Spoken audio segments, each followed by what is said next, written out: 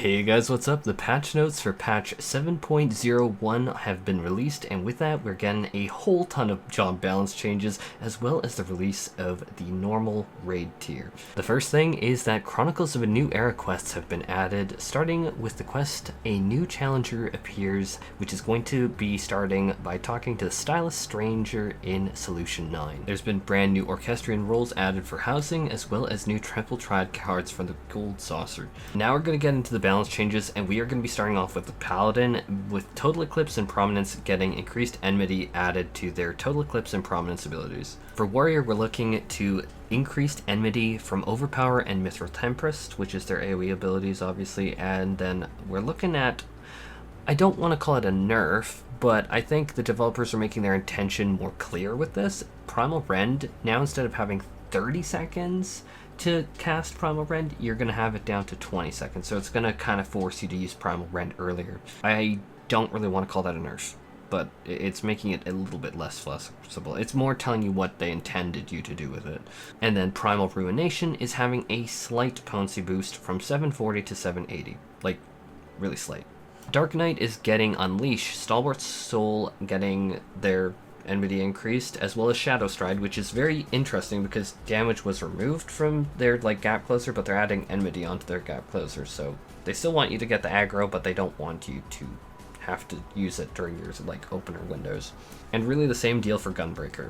Monk is getting a lot of changes, and basically we are looking at a absolute ton of little potency increases across the board. How much detail do I want to get into this? See, I don't want to bloat the video by going through True Strike had its potency increased by 10. And then, with Raptor's Fury, now has a increase of 60 potency. Basically, on top of all these potency changes, which are on the screen right now, you can see for specifically Dragon Kick that it says stacks of Oppo Oppo's Fury are now only granted while in Oppo Oppo form. That is probably the most meaningful gameplay change.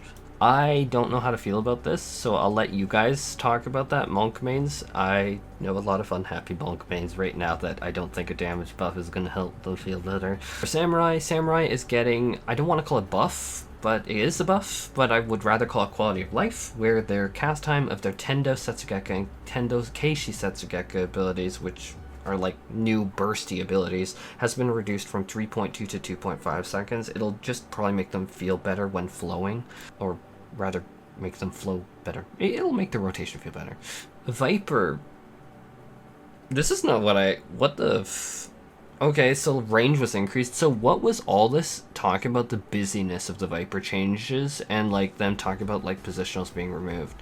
Because I'm not the biggest fan of positionals, so I'm always good whenever someone says I'm going to remove positionals.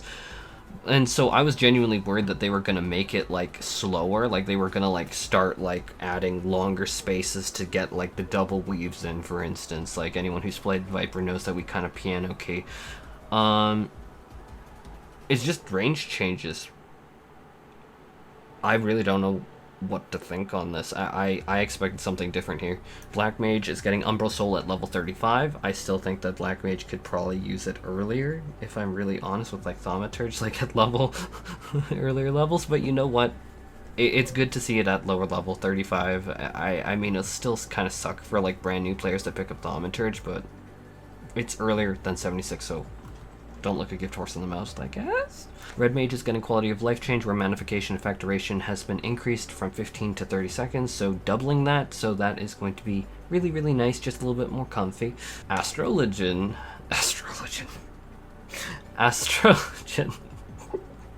has gotten a very significant light speed rework that immediately reading this I think is such a huge win for the Astro. Now light speed is basically triple cast for Black Mage, so now you can get 2 charges of light speed, and that recast time is 60 seconds, so you can use light speed a heck of a lot more. So basically Astro gets triple cast, but light speed lasts a lot longer, so it's better than triple.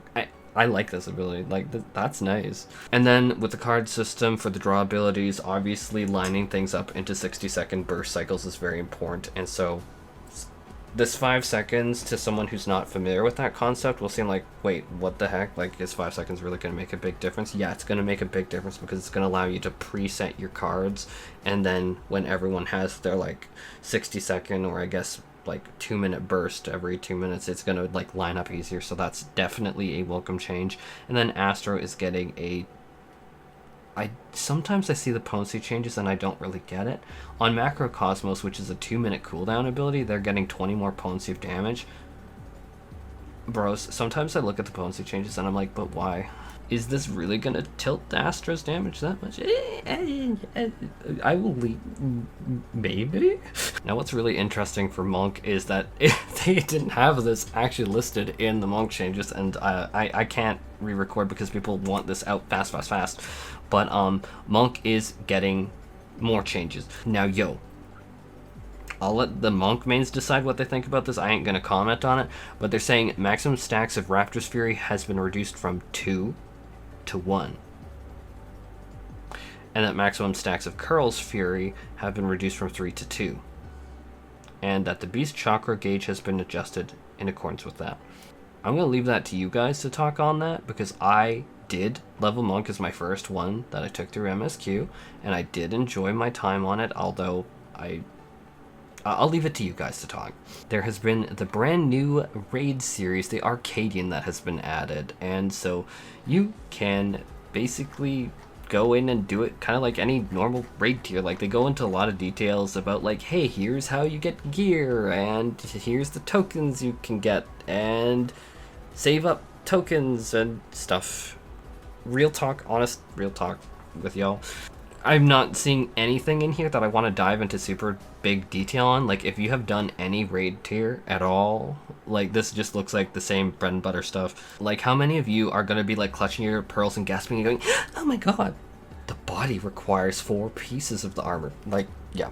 Basically, you just collect the tokens through, and then you can trade over gear. And then once per week, you can get what is called a light heavy hollow blade once per week, and then you can trade that in for a weapon token to upgrade. New target ring has been added, and this is a point that I really do want to talk about in this video. While under the effect of directional disregard, enemy target rings will take on distinct new shape. This indicates that directional requirements do not need to be met when attacking these targets. Oh dear. This is going to be something that sparks controversy, but this is interesting.